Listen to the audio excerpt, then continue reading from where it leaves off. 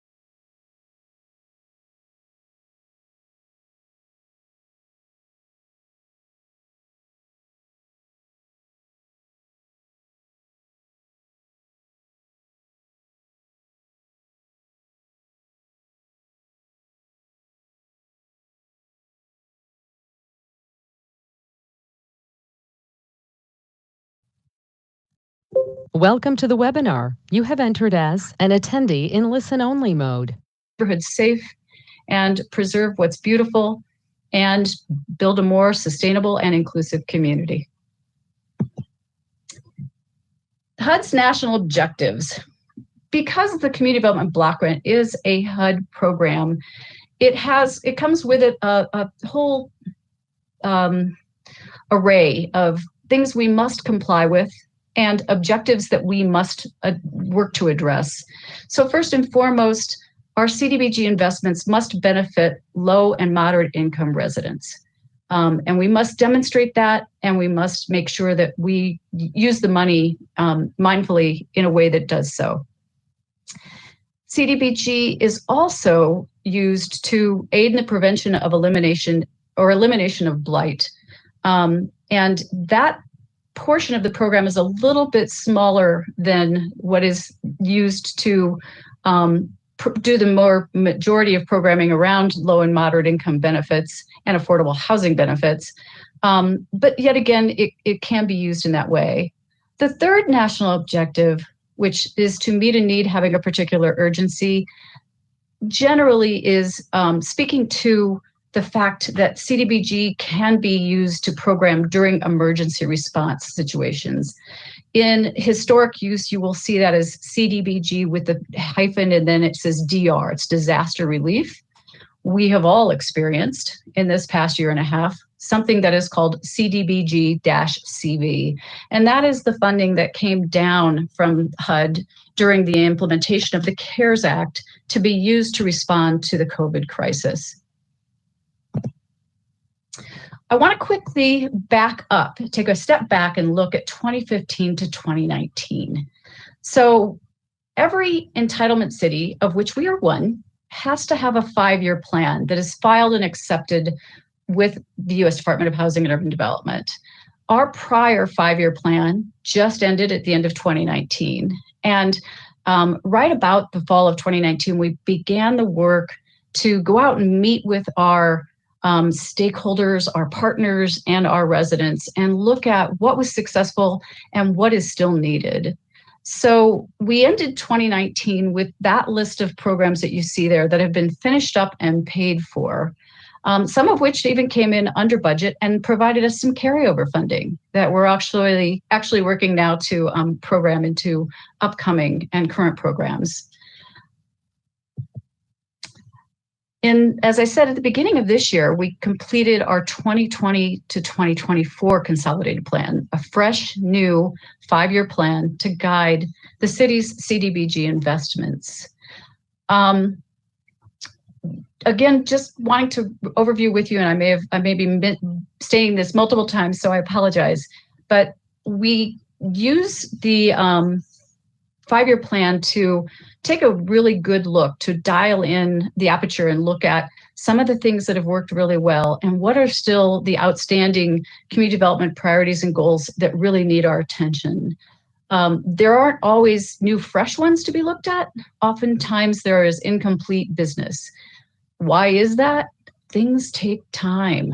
Investments and getting these programs up and running and getting the flywheel going on big needs takes time. And so we find ourselves continuing year after year to add to some of those investments and really go in and fine tune with our community partners how to get some of the work done and done well.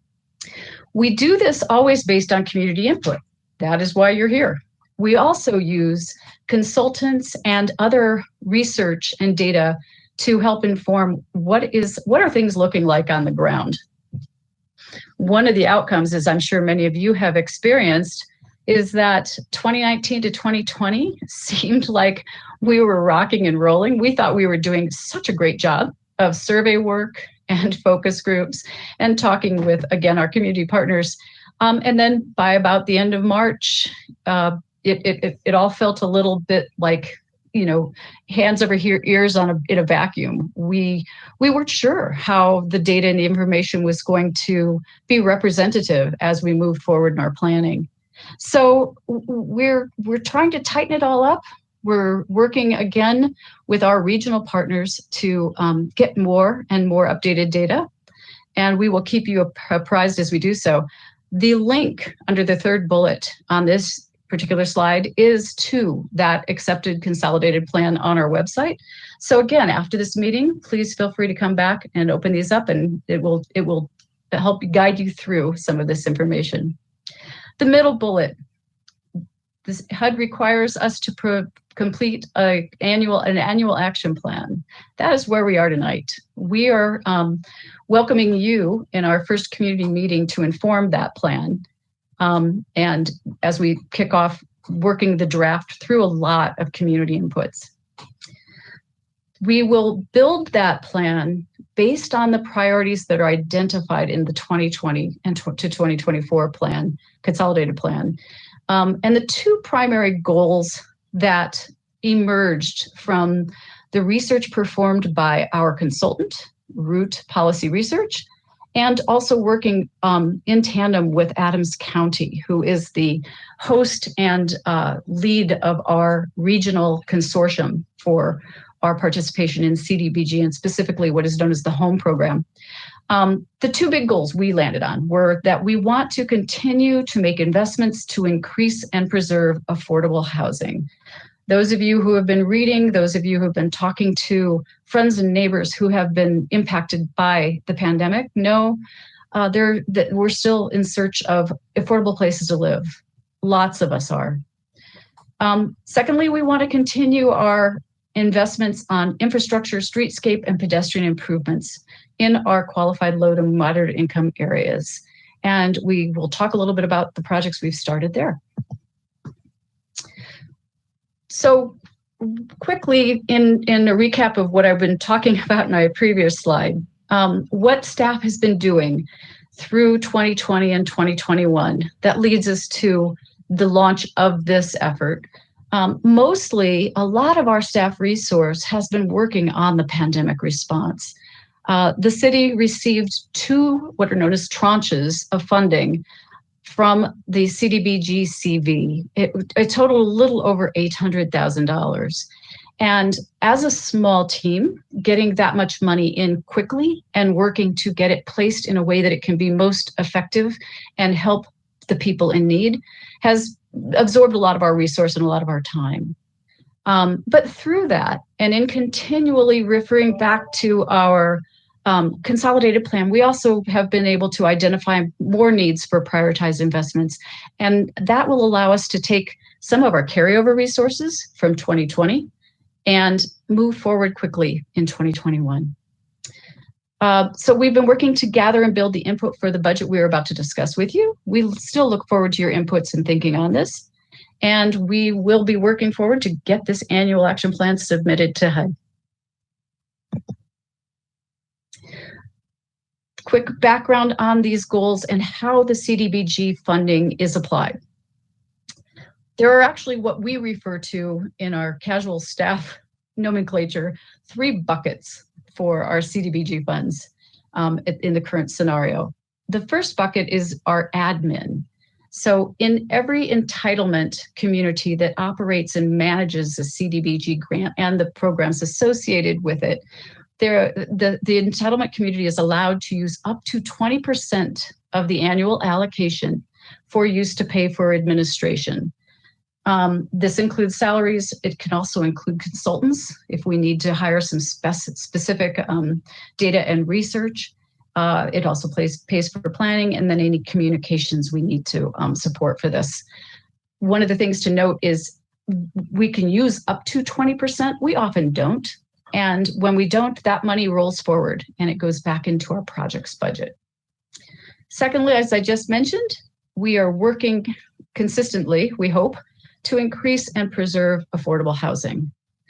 The projects that we will talk a little bit more about that have been carried forward for many years are the emergency and essential home repair, and then 2 offerings that have been crafted out of the past 2 to 3 years of research and input.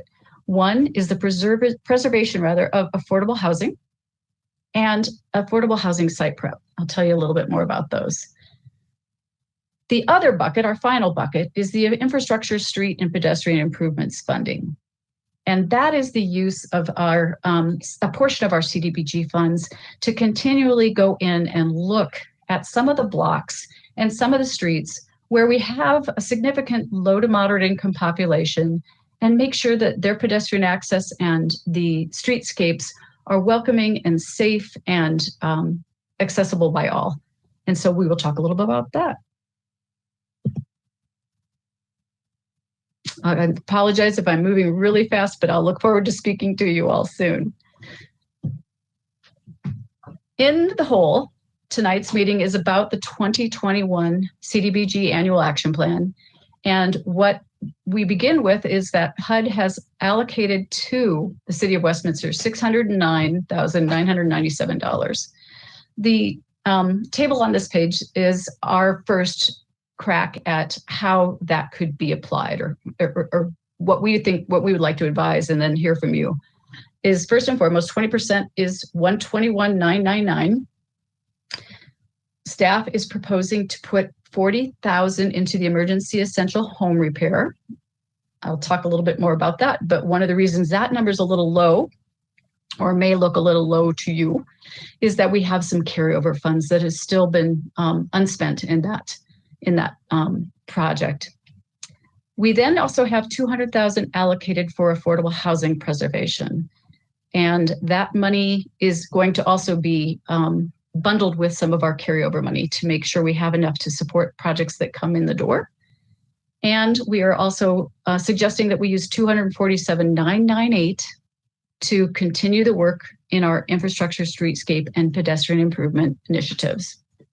We have the other housing project on our chart, and that is because we built it in the 2020 Consolidated Plan, and that is called Affordable Housing Site Prep. Take a second to tell you what that is, because it's right now it's not funded. When a developer approaches the city and says that they would like to partner with us and build some affordable housing, CDBG funds can only be used to support the site prep for that type of an initiative. It can never be used to actually build or construct affordable housing. It can be used to redevelop, but it can't be used to build new green build housing. So, and we are keeping that line item in place, and we are waiting for someone to come in the door and ask to partner with us so we can support a project. That brings our total back to $609,997, and for purposes of our illustration, just want to pull out that is just a little bit under $500,000 available for projects in 2021. I also want to take a second before I transition to these projects and go a little bit more in depth to tell you all that for those of you who may have been involved in our projects across the years, that the city and our partners under the Adams County Consortium recently changed the program year for CDBG. We did this for a couple of different reasons. One was the experience over the past 5-year plan that we would get the actual allocation from Congress later and later and later. The program year never looks like your calendar year, and so it can be very confusing to people hearing about it. Today would have been the last day of our previous program year, June 30th. It used to be a July 1 through June 30th program year. Now it will be October 1 through September 30th. So you will see that we will be shifting a little bit later in the year on some of our reporting. We're doing this to, again, accommodate Adams County's need to move a schedule and also to welcome a new city into our consortium. Commerce City has joined us. Back to my projects. One of the things that the city staff and many, many of our residents is most proud of is the emergency and essential home repair. We have provided grants through the past consolidated planning period to over 90 homeowners to make emergency and essential home repairs. We hear from these people all the time and work very closely with 2 handyman program partners, the Brothers Redevelopment, Inc., and what is known as Foothills Regional Housing, previously known as the Jefferson County Housing Authority Handyman Program. So when we hear from people and we refer them on, we are hearing an awful lot about people who have lived in their home for a long time. It is very affordable to them. They own it, but their income has changed. Their circumstances have changed. And to make sure that they can securely stay in their home, we provide up to $5,000 in grants to take care of these essential repairs. One of the things that I want to say to all of you is that we really rely on our community members to get the word out. So if you know anyone who is in this situation or could use this type of support, please refer them to this program. We talked a little bit, or I've introduced to you, the Preserve Affordable Housing. This is a new project that city staff is beginning to stand up right now. It's in place because we may use these funds to preserve and improve affordable housing. CDB, as I said a little bit ago, you cannot use CDBG funding to build, but we can use it to redevelop and to improve, retrofit, rehab already existing affordable housing. Staff is very excited about this. I'm very excited about this because one of the things that I find as we approach affordable housing in our community is the best move we can make, the best investment we can make is to keep that which we already have. And it helps us and our neighbors really appreciate what housing is there to support our residents. And so really looking forward to this. This project came about because I believe someone on this call recommended it. And so one of our not-for-profit partners came to us and said, hey, we could use some help preserving housing we already have. And so we are working with them this year and with other landlords and affordable housing providers who will continue to provide housing for that target audience, residents who are qualifying for support at under 80% area median income. We will continue to make sure that there is housing available. The current housing in our community will be available for the long term. Under the infrastructure and streetscape investments, we have begun work. In fact, we started a little bit of this work at the end of our 2015 to 2019 Consolidated Plan by putting together new sidewalk and new lighting on Hooker, just south of West 72nd. What we found in early reconnoitering is that we have streetscape in areas that are already home to a lot of our low to moderate income residents that have been neglected for a long time. And so we're starting here in what is known as the Westminster Station neighborhood, also known as a transit-oriented development area, but we'll stick with neighborhood for now. In 2019, the planning was done. The engineering and planning was done to look at some of these blocks and look at what could be replaced and improved upon. And if you will look at your picture on the right side, you will see today or yesterday, I took that photo. The before and after is in front of you here. These new sidewalks will be ADA, they will be lit, and they will be improved for the long term for access for individuals to get to the transit center and participate more freely in the retail by foot or by bike in their neighborhood. This also was a recommendation that came out of previous discussions with our community partners.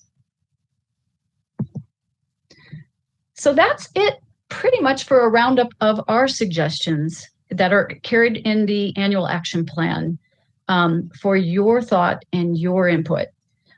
Right now, what I'm looking at with you is a schedule where we are.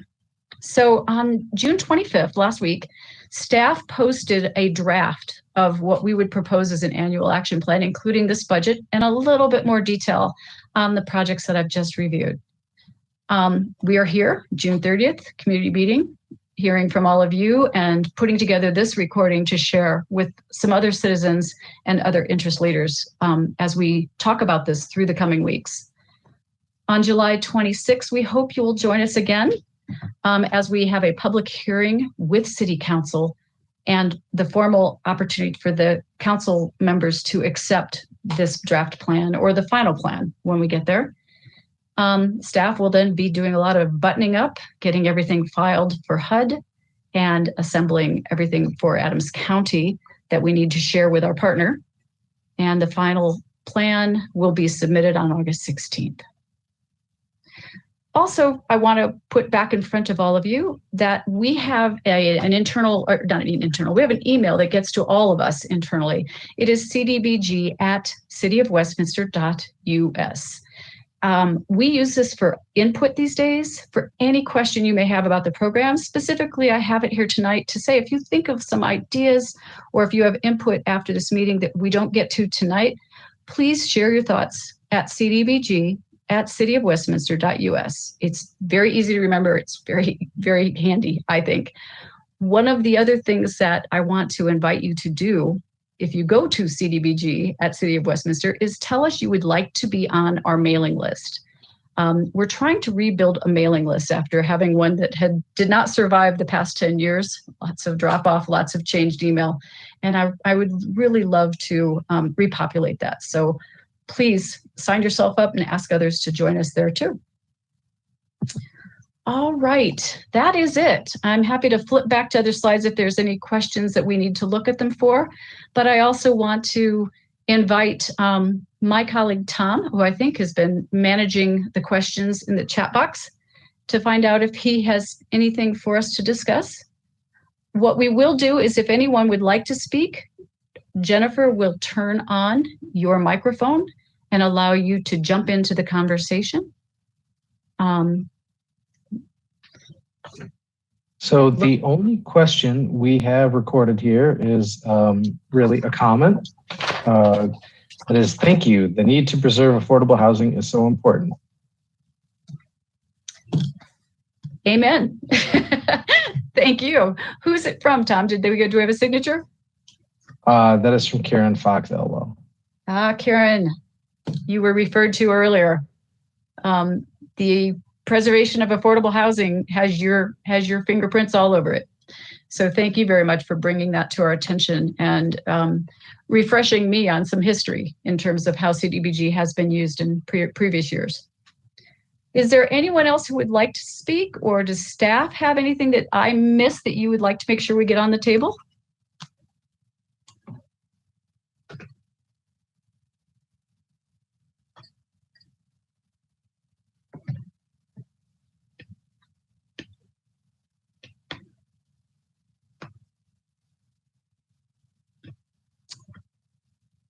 Molly, this is Chase Evans. I don't have anything else to add. Obviously, Molly, thank you so much for your presentation. And thank you to everyone else that has been is in attendance this evening. Excuse me, I cannot speak. We can leave it open for a few more minutes just to make sure if anyone else has any last minute comments or questions. I know sometimes it takes a minute to have those ideas pop in your heads, and then you may have to type something in. So I think we can give it another minute or so. But if there is nothing else, we can certainly end this meeting early. As Molly mentioned, this is being recorded. So if there is other parties that you're aware of that perhaps wanted to attend but could not, this will certainly be available to be viewed. And I believe Molly did mention, but we are accepting comments not just through at this point right here during the meeting, but any comments that may be received after reviewing the draft annual action plan can be provided through that CDBG email up through the public hearing on up to and including the public hearing on July 26th. So we're always welcoming any feedback. As Molly mentioned, it has impacted our proposed projects in the past. So we welcome any additional feedback anyone may have. Thank you, Chase, for chiming in.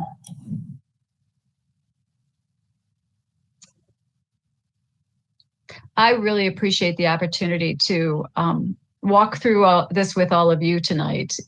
Those of you who I see more regularly than not, but it's just great to sit back and think about how much we have been able to do with CDBG to date, and the opportunity now with some carryover funding and a new 5-year plan to go to work, especially as we all come back into the community realm from our time away and our time being safe at home.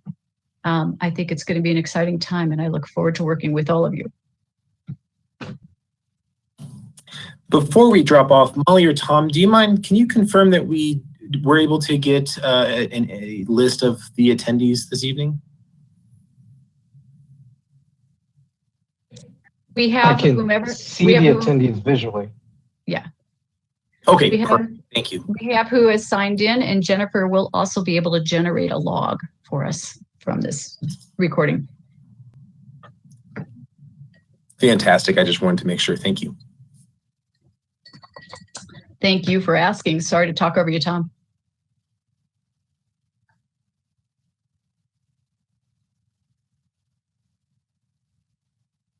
Well, in the interest of not keeping you all sitting here, Chase, what do you think? Should we call it a wrap and use our 30-minute video? And yes, I think we can go ahead and close out tonight. Again, thank you everyone for attending. And like I said, this was not your only, this is just one of many opportunities to provide comments and questions. We welcome that all the way up through the public hearing on July 26th. So hopefully this was just an introduction, and perhaps some additional comments or questions may come up, and we'd be happy to receive those and answer any questions as they come.